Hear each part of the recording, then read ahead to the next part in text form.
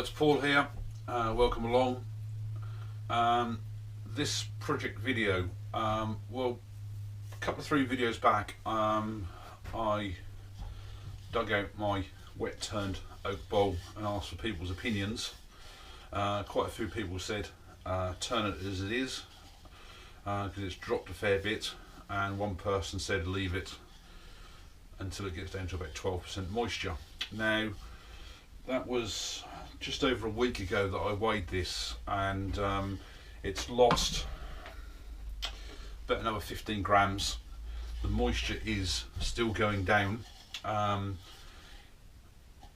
Even last week it's gone down. I mean, the centre in the middle there was about the most moist. I was getting a reading of about 18%. It's gone down about another percent in a week. So what I would tend to do, my large vacuum bag that I got it in the bottom there with the original shavings, this last week I've just left it open, so it's still sort of contained a bit with not drying too quickly, and I think I'm actually going to leave that now like that. I may even leave this out in the workshop while I'm in the workshop and put it back, drop it back in the bag, so it helps to dry it a little bit quicker. But still nothing really wrong with it. There's just a little bit of distortion on the top there. Other than that, a little bit of crack there where there's obviously a knot or an inclusion of some sort. I don't know. Obviously I'll have to deal with that as and when I turn it. So I think, like I say, I'm going to leave that for now in the workshop. So I'm going to have another go at wet turning. What I think is wet turning. About a month or 2 ago, I went round to my local mill where I bought a lot of my sort of fairly wettish wood. When I first started turning my Spalted Beech, that all came from there. Last time I went there, I really struggled to get a bag of wood. There was nothing really that was special that I really wanted. I did manage to pull a bag together, but while I was there, I said to the chap, I said, well, look, you've got no Spalted Beech this time. And he took me around a different part of the yard, and he showed me, about half a dozen pieces of these. They were wet. On the outside here I'm getting a reading of about 14%, so what it will be like when I actually cut inside it, I'm certainly expecting a lot more. As you can see, there's a crack running right down there. This has just literally just been stood upright in the workshop ever since I got it. So what I'm going to do, I'm going to cut a piece of that off, start turning it down, and it might become a wet turn piece. I'll take some moisture readings as I go along and end up in the bag again. So I'm going to take this over the bandsaw first and chop a piece off.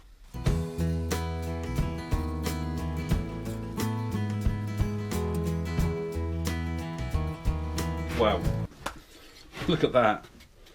That looks absolutely amazing. I don't know about wet turned. This feels 17%. I think I might get a little bit of distortion out of that when I turn it, but I think I could probably turn that to completion. So what I'm going to do, I'm going to cut a square piece off here, as square as I can, and turn that as a bowl or something.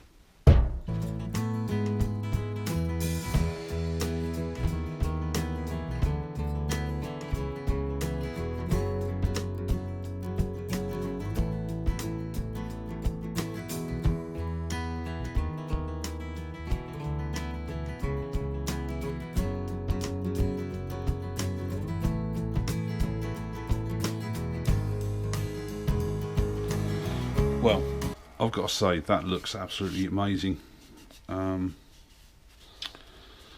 What to use for top and bottom, I don't know. I think I'm going to use that as the top. And I think I'm going to go for a face plate, because that way I can turn some of this away. So I'll come back to you when I've got it on the lathe. Right, I've got it on me face plate. As you can see, faceplate is actually bigger than the blank. So it's roughly about 140mm round, maybe 145mm, which is, there you go, 140mm, which is 5.5 inches, and that is nearly 95mm, which is 3 3/4 inches deep. So it's very deep and not surround. So I honestly do not know what I'm going to do with this as yet. It's going to be a case of see what happens as I go. It is a bit off balance, as you can see there. I have spun the lathe up hopefully to what is the optimum speed at the moment to get it without too much vibration. And I think I'm just going to face the bottom off first and bring it around a bit and just see what happens. Like I say, I honestly don't know what I'd do with this.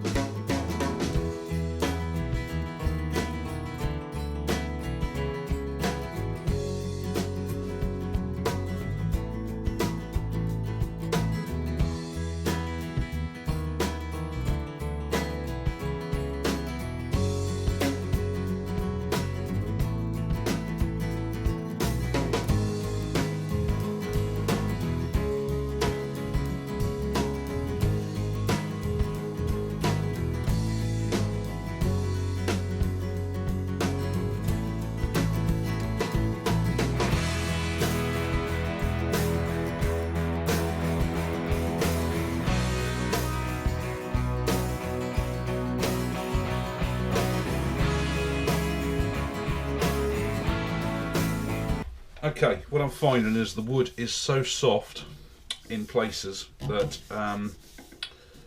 when you sand it, especially with a rough piece of sandpaper, it's taking more out on the soft bits and therefore putting out a round, which is not a problem, because I tell you what, where it has come up nice, it is really, really nice. I mean, I'm finding I'm having to apply sanding sealer as I go round, let it dry and then sand it. And I mean, I've got minute little bits of tear out there. I mean, I've got a little bit of a chunk out on the bottom there, but I'm not bothered about it. It's going to be a fairly rough bowl. So I'm going to give this, I've took this only down to 240. And what I'm going to do, I'm going to give it another coat of sand and sealer, and then I'm going to give it some Yorkshire grit to see what that comes up like. So.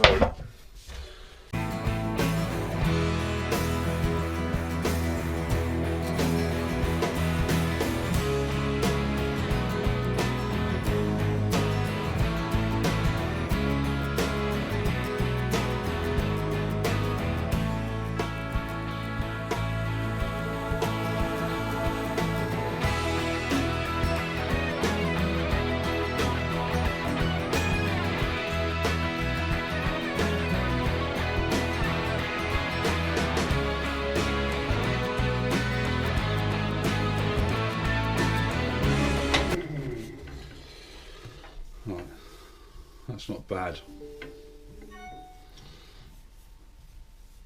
You've got a little bit, odd little bits of tear out there, especially in the bottom there. It's quite acceptable.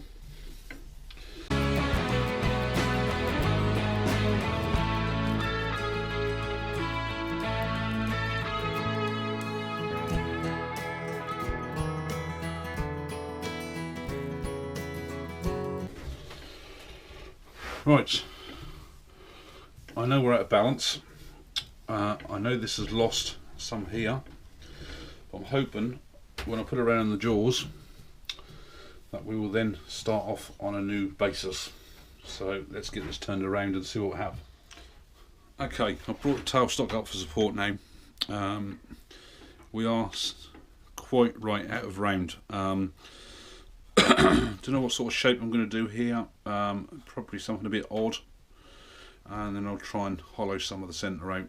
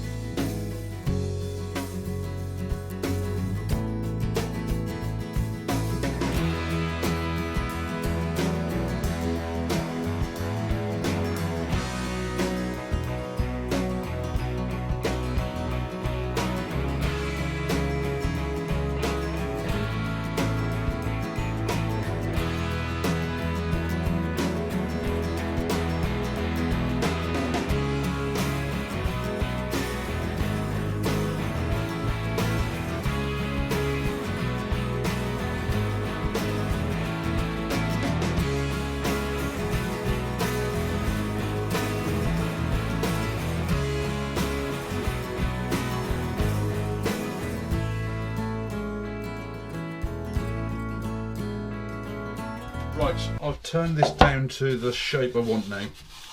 There's lots and lots and lots of tear out. The wood is quite soft. What I'm going to do, I'm going to give it a coat of sanded sealer first, just to help harden it up and just seal it a bit more before I start sanding. Because otherwise what's going to happen is the softer bits are just going to be taken out first before you get to the hard bits. So I'll do that now, and this is going to want lots of sanding sealer on it.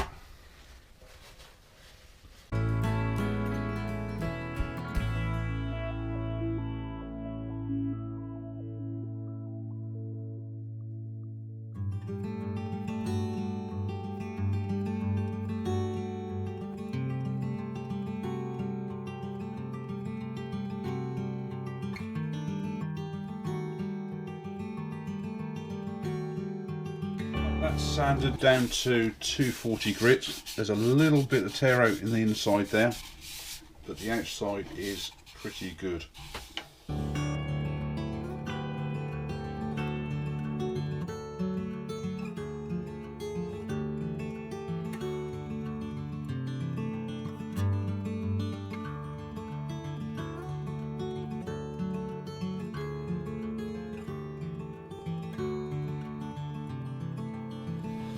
Right, that's Yorkshire grit done,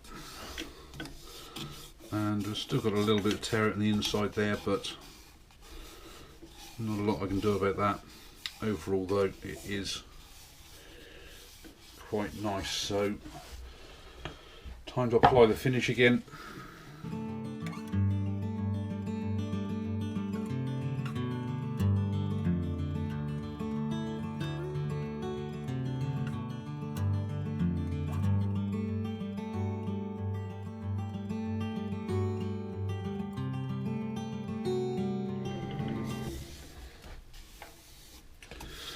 And one finished bowl.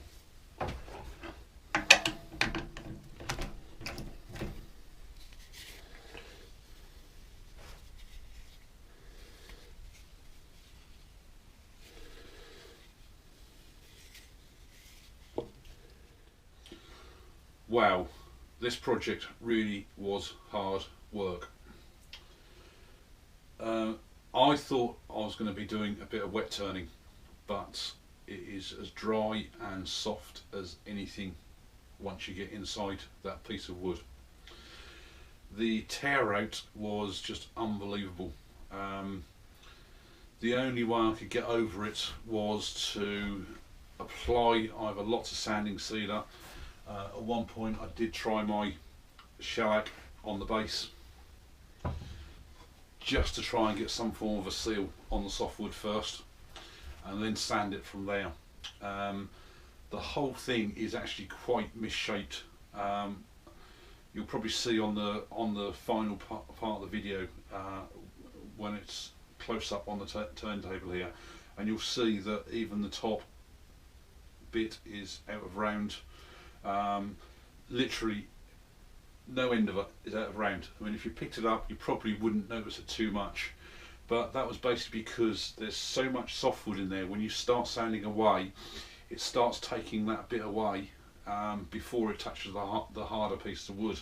And when I first started off on the bottom, I reckon I had probably, you could see the whole thing ghosting as it was going round. And that was at that point then when I had to start applying things like the shellac and the sanding sealer, just to try and get it all back into shape, a rough shape. And I wasn't too bothered in the end. I mean, the mortise on the bottom was totally out of round from the faceplate, but I wasn't too bothered. As long as it was going to be strong and hold, when I turned it around I could then just redefine the whole shape on the top side. And I've got to say that I'm really pleased with the final result. There's a little bit of tear out on the inside, both sides there, but the outside has come up really well. I don't think there's any tear out, or if there is, there's just odd little patches, and it's not rough to the touch, it's just where you can actually see sort of like the holes from the tear out.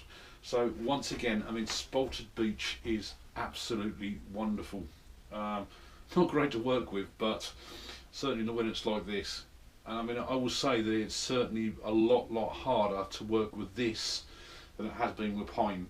So I think with the rest of that wood that I've got there, that big block, I may well be looking at cutting it down to probably half the thickness. I mean, it's just an odd shaped blank.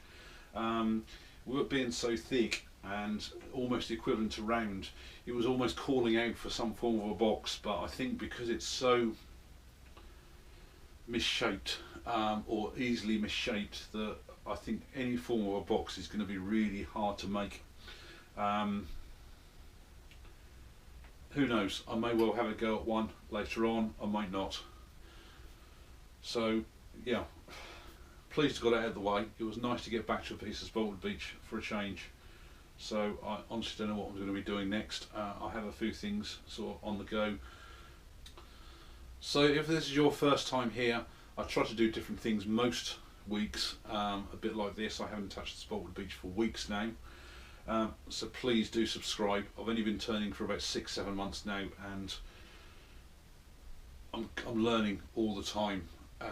It really is a massive learning curve. For my existing subscribers, again, thank you very much. It is most appreciated that you keep coming back, watching my videos, and have subscribed. So I'd appreciate it if everybody could hit the like button, hit the share button, and please do leave a comments below, because I'd like to know what you think of this, dealing with the punky wood. I know I could probably buy some form of a wood stabiliser, but always try to work with what I've currently got. And it has worked out fairly well. So again, comments would be most appreciated, and I will see you all again on the next project. Thanks a lot for watching. Bye.